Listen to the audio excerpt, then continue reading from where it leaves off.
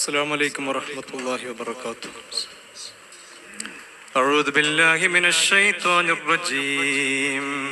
بسم الله الرحمن الرحيم. الحمد لله رب العالمين. الصلاة والسلام على أشرف المرسلين وآل كل وصحابة أجمعين. أما بعد. اللهم صل على سيدنا محمد وعلى آل سيدنا محمد عدد ما في علم الله صلاة دائمة بدوام ملك الله. اللهم صل على سيدنا محمد وعلى آل سيدنا محمد عدد ما في علم الله صلاة دائمة بدوام ملك الله. اللهم صل على سيدنا محمد وعلى آل سيدنا محمد عدد ما في علم الله صلاة دائمة بدوام ملك الله. اللهم رب اشرح لي صدري ويسر لي أمري واحلل عقدة من لساني يفقهوا قولي. ായ തമ്പുരാനെ മജ്‌ലിസിനെ സ്വീകരിക്കണേ അല്ലാഹ്. ബദരീങ്ങളുടെ മദ്ഹ് പറയുന്ന മജ്‌ലിസിനെ സ്വീകരിക്കണേ അല്ലാഹ്. രാവിലെ 6 മണി മുതൽ വൈകുന്നേരം 6 മണി വരെ മുത്തുനബി സല്ലല്ലാഹു അലൈഹി വസല്ലമ തങ്ങളുടെയും ബദരീങ്ങളുടെയും മദ്ഹ് പറയുന്ന മജ്‌ലിസാണ്. അൽഹംദുലില്ലാഹ് അൽഹംദുലില്ലാഹ്. ഹബീബ് മുത്ത് മുഹമ്മദ് മുസ്തഫ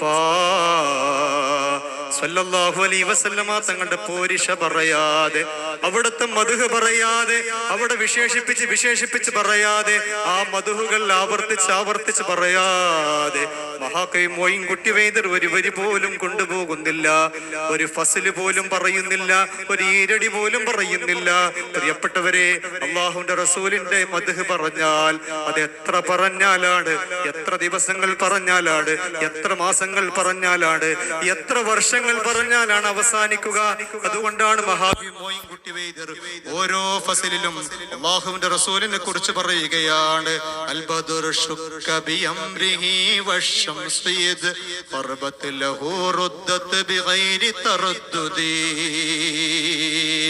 അല്ലാഹുവിന്റെ റസൂലിന്റെ മൂജിസത്തിൽ വളരെ പ്രധാനമായ ചന്ദ്രൻ പിളർന്ന സംഭവം ഉണ്ടല്ലോ. അൽ ബദറു ശുക്ക ബി അംരിഹി വശംസിദ്.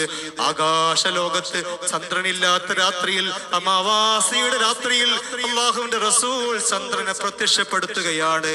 അത് 2 കഷ്ണമാവുകയാണ്. അത് പർവ്വതങ്ങളിലേക്ക് ഇറങ്ങി വരികയാണ്. നിഷേധിച്ചുകൊണ്ട് നിൽക്കുന്ന ആളുകൾ മുഴുവൻ, സത്യവിശ്വാസികൾ മുഴുവൻ എല്ലാവരും കാണുകയാണ്. ഇതേക്കുറിച്ചാണ് വിശുദ്ധ ഖുർആൻ വളരെ വ്യക്തമായിട്ട് നമ്മളോട് സൂറത്തുൽ ഖമറിലൂടെ പറയുകയാണ്.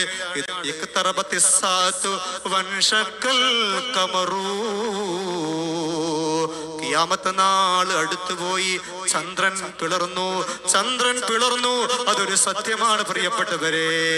ആ ചന്ദ്രൻ പിളർന്ന സംഭവം കൂടി പറയുന്ന ഒരു ഇശലാണ് ഇന്ന് എന്റെ സമയത്ത് അവതരിപ്പിക്കാനുള്ളത്. അതുകൊണ്ട് ഒരു ബർക്കത്തിന് വേണ്ടി ആദ്യം സൂചിപ്പിച്ചു എന്ന് മാത്രം. കിസ്സപ്പാട്ടിന്റെ കുലപതികളായ ധാരാളം നേതാക്കന്മാർ ഈ വേദിയിൽ ഇരിപ്പുണ്ട്. ബഹുമാനപ്പെട്ട CT യൂസുഫ് മൗലവി മണ്ണാർക്കാട്, നിങ്ങൾക്ക് എല്ലാവർക്കും അറിയാം. CT എന്ന് പറഞ്ഞാൽ ഒരു കാലത്ത് ആ പേര് കേൾക്കുമ്പോൾ തന്നെ നമ്മൾ കോരിത്തെരിച്ചിരുന്നു. ബദർ സവിസ്തരം വിശദീകരിച്ച് കേരളത്തിലും പുറത്തുമൊക്കെ രോമാഞ്ചജനകമായ മനോഹരമായ രാവുകളിലൂടെ എത്രയോ ആളുകളെ കയ്യിലെടുത്ത മഹാനായ CT ഉസ്താദ് ഇവിടെ എത്തിയിട്ടുണ്ട്. ഓൾ കേരള കിസ്സപ്പാട്ട് അസോസിയേഷന്റെ ആദരവ് ഏറ്റുവാങ്ങാൻ. അദ്ദേഹം ഇന്ന് കുറച്ച് പ്രായമായി വിശ്രമത്തിലാണ്. പക്ഷെ അദ്ദേഹത്തിന്റെ മുഖത്തുള്ള ആ ശൂരത ഇന്നും അൽഹംദുലില്ലാഹ് 100 പവറോടെ നിലനിൽക്കുകയാണ്. അല്ലാഹു അത് നിലനിർത്തുമാറാവട്ടെ, ദീർഘായുസ്സും ആഫിയത്തും പ്രദാനം ചെയ്യുമാറാവട്ടെ.